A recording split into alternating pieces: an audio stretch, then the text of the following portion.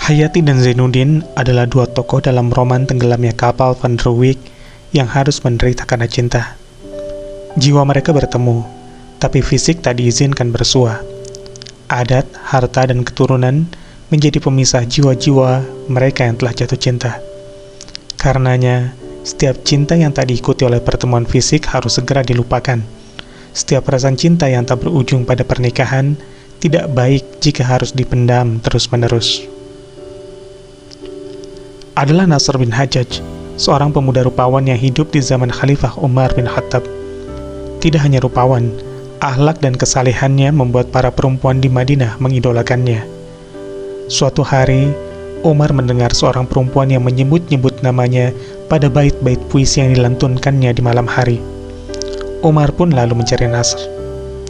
Umar pun terpana melihat Nasr dan mengatakan bahwa ketampanannya telah menjadi fitnah bagi perempuan-perempuan Madinah.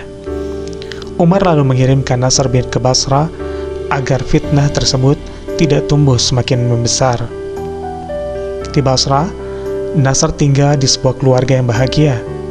Namun, daun yang jatuh tak pernah bisa ditolak bumi.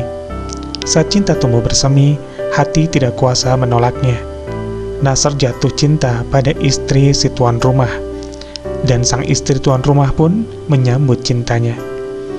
Serupa dengan kisah Inggit dan Soekarno, tapi keduanya berakhir beda.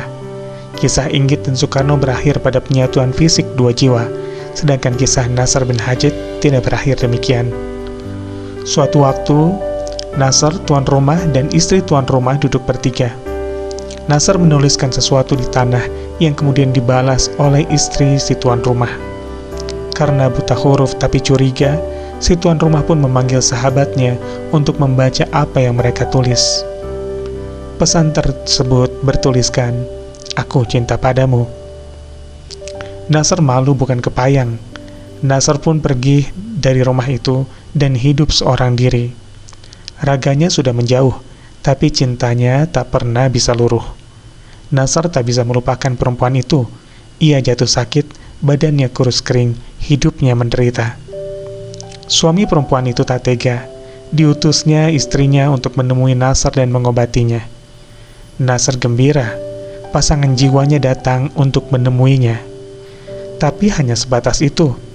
Belahan jiwanya datang tidak untuk menggenapi jiwa yang sebelah yang sedang sekarat. Belahan jiwanya tidak datang untuk memadamkan jiwa yang terbakar.